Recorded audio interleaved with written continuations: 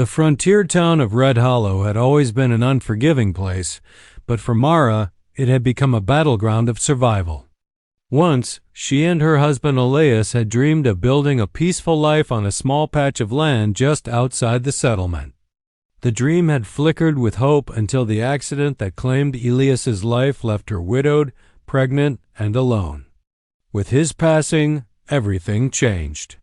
The ranch they had built together fell into disrepair, debts mounted, and neighbors who once waved kindly now looked at her with a mix of pity and calculated distance.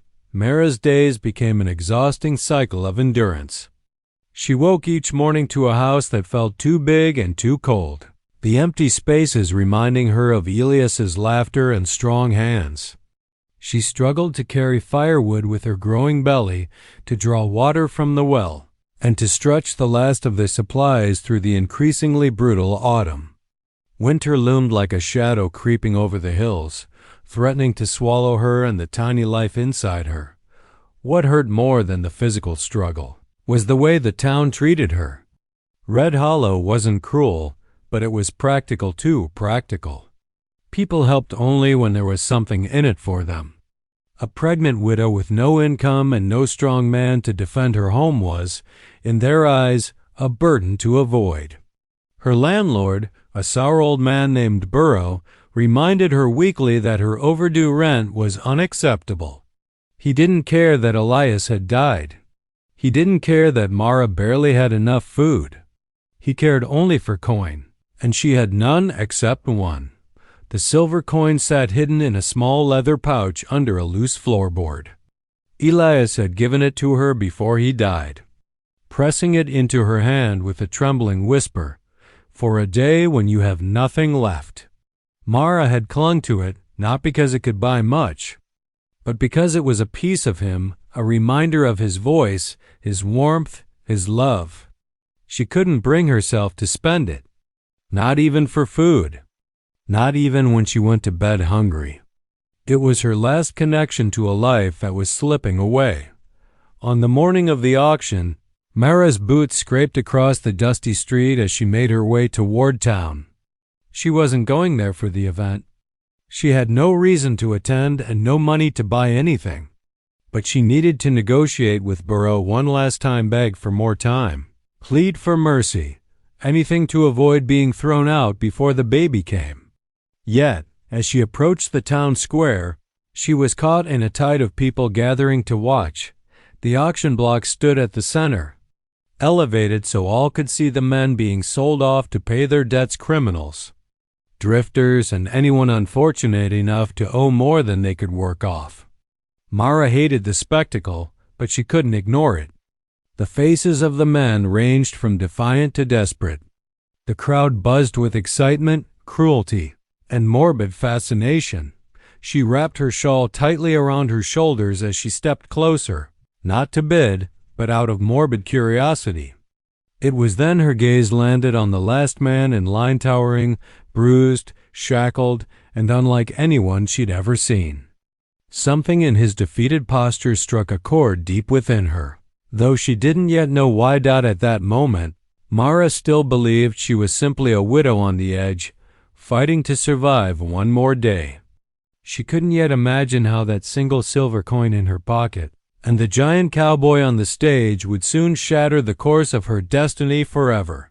Asterisk. The commotion around the auction platform grew louder as Mara edged closer, her curiosity tugging her forward despite the unease curling in her stomach. She had seen auctions before, men sold off to settle debts or punished for crimes, but never one with an atmosphere so heavy, so electric with fear. The crowd wasn't merely interested. They were wary, restless, whispering behind gloved hands as if something monstrous stood before them. Then she saw him, the giant cowboy.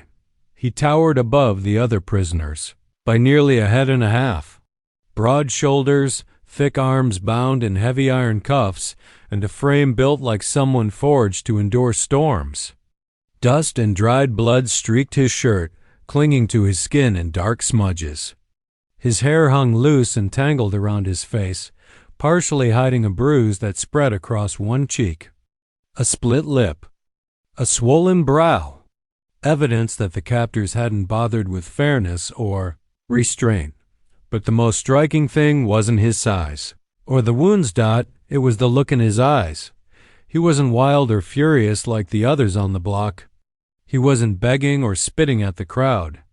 Instead, there was a hollow calm about him, a resignation so deep it seemed carved into the bones of his face. His gaze drifted over the crowd as if expecting nothing, hoping for nothing, accepting that he had been reduced to a commodity. The auctioneer, a large man with a voice like grinding gravel, slapped a hand against the cowboy's shoulder to get the crowd's attention. "Next on the block, Calder Holt," he barked. A giant of a man, strong as a bull, can pull a plow faster than a horse, and if you're brave or stupid enough to keep him, he'll work harder than 10 men put together. A ripple of uneasy laughter passed through the crowd. Someone muttered, "Strong enough to kill a man with one hand, too." "Already did," another whispered. "Took out a whole escort caravan." "That's a lie," an older woman snapped. "He was framed." My cousin said. Her friend tugged her elbow sharply. "You'll get us in trouble." Rumors swirled in the air like dust devils. Some claimed Calder had slaughtered travelers for coin. Others argued he'd protected families until the wrong enemies caught him alone. Mara listened, absorbing every word, but something about those hollow eyes didn't match the image of a vicious murderer. He looked like a man defeated, not dangerous.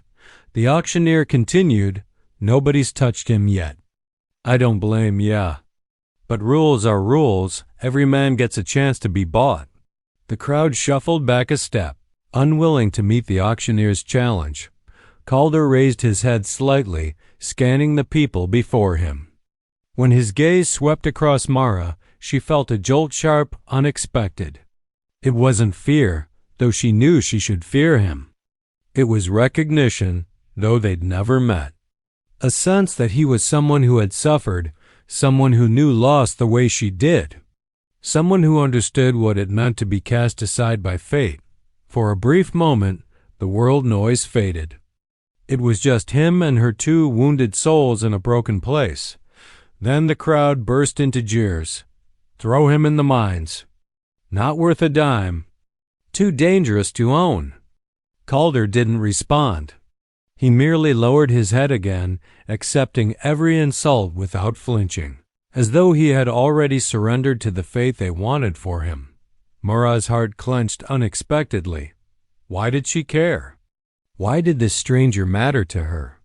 She had come to town to save herself and her unborn child, not involve herself in another's suffering, and yet the sight of him strong but broken, feared yet alone, lodged itself deep inside her. She didn't know it yet, but Calder's quiet gaze would become the turning point of her life, and soon her single coin would become his last hope. The auctioneer wiped sweat from his brow and looked out over the hesitant crowd. Calder stood beside him, motionless as stone, his chained wrists hanging low, his head bowed with the defeat of someone who no longer expected mercy from the world. The silence stretched, thick and uncomfortable, as the crowd made no move to bid. Even the bravest ranchers kept their hands tucked firmly at their sides. Nobody? The auctioneer barked. Not a single offer? The man strong enough to pull a wagon on his own. But strength wasn't the issue, fear was. Whispers spread again. He's cursed and bad luck follows him. Kill. A man like that in his sleep if he gets angry. Better. He rots in the mines. The auctioneer grumbled and tapped the wooden podium. Last chance before he's sent to Blackstone Caverns. Blackstone, everyone in Red Hollow knew what that meant. A place where men didn't return. A pit of endless labor and slow death. Calder didn't react, but something in the tightening of his jaw revealed that he understood perfectly. Mara felt a strange pull in her chest as she watched him. She didn't know this man. He owed her nothing, and she had barely enough strength to save herself, and yet Something inside her whispered that walking away would be wrong, morally wrong, spiritually wrong, painfully wrong. Elias had always said she had a soft heart, soft but brave. You care even when it hurts, he would tell her with a smile. Maybe that was what guided her feet forward. The auctioneer's voice rose again. Going once, I'll bid. The words burst from Mara before she fully realized she'd spoken. Her voice wasn't loud, but in the hush, it cut through the air like a sharp wind. The crowd snapped their heads toward her, expressions flipping from boredom to disbelief. A pregnant widow, thin as a reed, barely able to stand from exhaustion. And she was bidding. On him? Someone snorted. She can't be serious. You've no money, Mara, another scoffed. The auctioneer raised a brow. And what exactly are you offering, miss? Mara swallowed hard, one trembling hand drifting toward the pocket hidden beneath her shawl. Her fingertips brushed the leather pouch, Elias's last gift. The final piece of him she had held onto with stubborn love. It wasn't worth much to anyone else, but it was priceless to her. Slowly, she drew out the silver coin. Gasps broke through the crowd. That's all she has. She's lost her mind. Wasting good coin on a man like that? Mara ignored them. Her heart thudded painfully, but her voice remained steady. This is my bid. The auctioneer lifted the coin, squinting at it. 1 silver. Laughter rippled around the square cruel. Mocking, taunting. But rules were rules. If no one else bid, Calder would be hers. Going once, the auctioneer announced. Calder lifted his head, meeting Mara's gaze.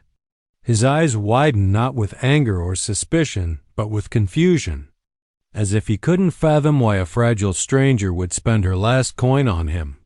For the first time, something flickered in those hollow eyes, hope, sharp and fragile. Going twice, the auctioneer called.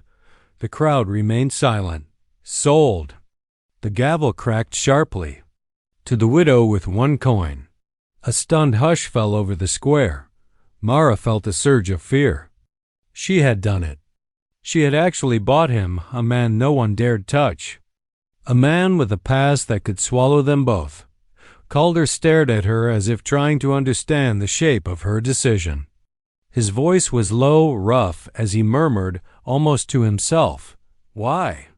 Mara didn't yet know the answer. She only knew her heart had made. A choice, one that would either save her life or destroy it. But fate, as always, had its own plans. The walk back to Mara's ranch felt impossibly long. The townspeople watched her pass with the giant cowboy now unchained, but still carrying the weight of captivity etched into his posture. Though free by law, Calder moved cautiously, as if every step might trigger another punishment. Mara kept glancing at him, unsure whether to speak or give him space. The crisp autumn wind brushed against her cheeks, carrying the scent of pine and fading sunlight. But all she could feel was the trembling uncertainty inside her. When they finally reached her small, weather-beaten home at the edge of the woods, Calder stopped a few paces from the front door. He studied the house the way a wounded animal studies a shelter wary, wondering whether it was real or just another trap. You can come in, Mara said gently. It isn't much, but it's warm and it's safe. Calder's brows knit together. He opened his mouth, hesitated, then lowered his gaze. I don't expect kindness, he murmured, but I won't bring trouble to your door. If you want me to leave, I would have let you stay in town if I wanted that. Mara interrupted softly. Something unspoken passed between them, an exchange of jagged truths neither dared to voice yet. Inside the house, the air held the faint scent of old wood and herbs Mara used to calm her nerves and soothe her growing aches. Calder stepped in slowly, as though afraid his presence might break something delicate. He scanned the room, taking in the patched roof, the cracked walls, the thin blankets folded neatly near the bed. It was a poor home, but it was clean, careful, lived in with love and effort. You live here alone?" he asked quietly. Mara nodded. "Just me." "And the baby?" Calder's gaze flicked to her rounded belly with genuine surprise, followed by a flicker of guilt as if realizing she had risked her child's safety to bring him home. He swallowed hard. "I'll earn my keep," he said. "I don't want you to think I'm here to take advantage." "I didn't buy you to work for me," Mara replied, though even she wasn't sure she believed that. "I just couldn't let them send you to the mines." Calder lowered his head, his voice low. "No one's ever stopped them before." They fell into a comfortable silence after that strange, given how new they were to each other. Mara prepared a simple meal of broth and bread, apologizing for how little she had. Calder accepted it without complaint, eating slowly, as if unfamiliar with food that wasn't thrown at him or rationed like punishment. That evening, they began an unspoken routine. Calder went outside to inspect the ranch, fixing the loose fence posts, patching the sagging barn door, even clearing debris from the path that led to the well. Mara watched through the window, the ache in her chest growing with each small act of care. He worked silently, methodically, driven not by obligation but by a deep desire to repay the smallest kindness. Inside, Mara fought her own battles: loneliness, fear, grief, and the crushing pressure of keeping a home together while her body grew heavier with child. But with Calder near, something shifted. The house no longer felt so hollow. The silence no longer felt so suffocating. At night, when the wind howled through the cracks of the cabin, Calder slept by the hearth, insisting Mara take the only bed. She protested once, and he simply shook his head. "A man my size will break it," he said, though she suspected it was more about protecting her comfort. Days passed, and their conversations grew warmer. Calder revealed little bits of his past losses, betrayals, burdens too heavy for most men to carry. Mara shared stories of Elias, of the dreams she once had, and of the fears she carried now. Piece by piece, their walls crumbled. Two broken souls, both holding on to the last threads of hope, slowly began stitching their lives together under the same fragile roof. Neither of them expected love. Neither of them expected healing. But fate had already started weaving their destinies into one. For a short while, Mara and Calder found an unexpected rhythm, two wounded lives settling into a fragile peace. But peace rarely lasted on the frontier, especially for a man with enemies as ruthless as the ones who had dragged Calder into chains. And soon enough, trouble came knocking. It began with small signs. Footprints near the edge of the property. Boot tracks too large to be Mara's, too numerous to belong to Calder alone. A broken twig here. A disturbed patch of soil there. Calder noticed everything, his instincts sharpened by years of danger. But he kept silent at first, not wanting to frighten Mara unless he was certain. Then came the distant riders. Mara spotted them one afternoon while hanging laundry. 3 silhouettes on the ridge, unmoving, watching the ranch like buzzards circling over a dying animal. She felt a cold shiver snake down her spine. When she told Calder, he tensed, jaw tightening, eyes darkening with worry. "They're looking for me," he said quietly. Mara swallowed. "Why?" Calder hesitated before answering. "Because they weren't finished with me. Men like them, they don't just lose property. They come back for it." Mara felt fear twist inside her, but she refused to let it show. Calder had saved her home, repaired her fences, protected her through long nights. She wouldn't abandon him now. The riders didn't come immediately. They waited, biding their time like predators testing the weakness of their prey. At night, Calder would patrol the property, moving silently through the shadows, listening for every rustle of leaves, every crunch of snow. Mara often watched him from the window, her hand over her belly, praying this looming threat wouldn't break the fragile safety they had built together. The attack came 3 nights later. A loud crash shattered the quiet splintering wood. Frightened horses, the unmistakable thunder of boots pounding toward the cabin. Calder reached Mara before she could fully rise from her bed. Pushing her gently behind him, "Stay back," he whispered. Voice firm yet tender. The door burst open. 3 men stormed in, their faces twisted with fury and greed. The leader, a scarred man with a crooked grin, spat at the floor. "Told you he'd run here." The widow with the soft heart easy pickings. Mara held her ground, though her heart hammered violently. "Leave us alone. He's a free man now." The town cleared him. The leader laughed. "Town don't matter. Paper don't matter. Men like him?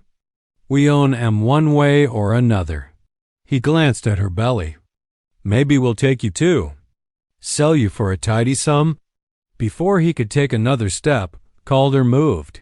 He wasn't the broken man from the auction anymore. He was a force swift, powerful, fueled by something far fiercer than survival. Loyalty, protectiveness. Love he hadn't yet admitted aloud. Calder barreled into the nearest attacker, knocking the wind out of him. The second swung a rifle, but Calder grabbed it mid-strike and snapped it in two over his knee. Chaos erupted inside the cabin, shouting, splintering wood, fists striking flesh. The leader lunged for Mara, grabbing her by the arm. Calder roared a sound primal and enraged and threw himself at the man, tearing him away from her. The fight spilled outside, snow kicking up in violent sprays. Calder hit the ground hard, but he didn't stop until the leader was pinned beneath him, breathless and defeated. "Tell the truth," Calder growled, pressing him into the earth. "Tell her why you framed me." The man choked, face purple with pressure. Fine, she paid us. A woman from the caravan. Wanted him gone so she could take the goods." The confession finally came. Calder had been set up, not for murder, but for convenience. A scapegoat. When the sheriff arrived, summoned by the noise, the truth was undeniable. Calder was cleared, completely. But Mara wasn't focused on the sheriff, or the criminals, or even the confession. Her eyes were on Calder, on the way he had stood in front of her, on the way he fought like her life mattered more than his own, on the way he looked at her with fear, not for himself, but for her and the baby. The threat had returned, but so had Calder's strength. And now, nothing would tear them apart. The morning after the attack dawned cold and pale, the sky streaked with the faint colors of early winter. Frost clung to the grass like crystal dust, and the world felt strangely quiet, as if it too were holding its breath after the violent night. Mara stepped onto the porch with a blanket wrapped around her shoulders, watching as Calder spoke with the sheriff near the edge of the property. The attackers had been taken into custody, tied to their saddles with rope, their fury reduced to miserable silence. Calder looked different in the soft morning light. Not just the bruises on his cheek or the cuts on his knuckles, though those marked the cost of his fight. Something deeper had shifted. The weight he had carried for so long seemed to lift, like chains finally falling away. When the sheriff finished his questioning and rode off with the prisoners, Calder turned toward Mara. He hesitated a moment, wiping a smear of blood from his jaw. "Are you hurt?" he asked quietly. Mara shook her head. "No, you protected me."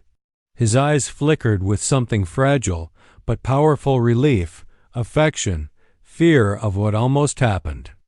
"I'd do it again," he said. "As many times as it takes." Mara stepped closer, her voice trembling with honesty. "Why, Calder? You could have left when you were cleared. You could have walked away." He swallowed hard. "I didn't want to leave." The words hung between them, heavy with meaning. In the days that followed, life on the ranch began to transform.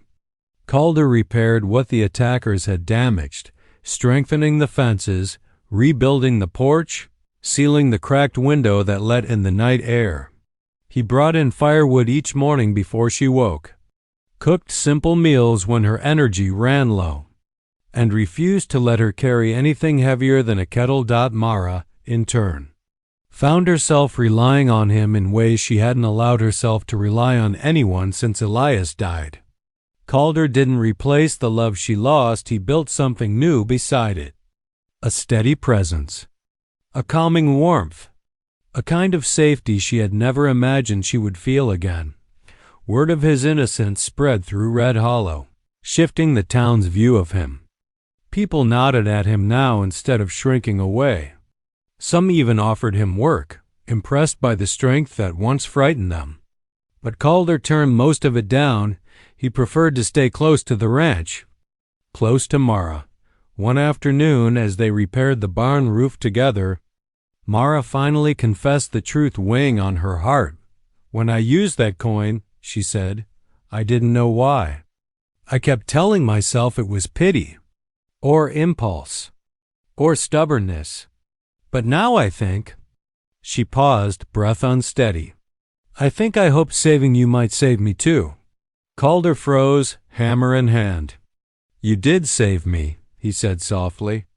"More than you know." Her eyes filled with tears she couldn't stop.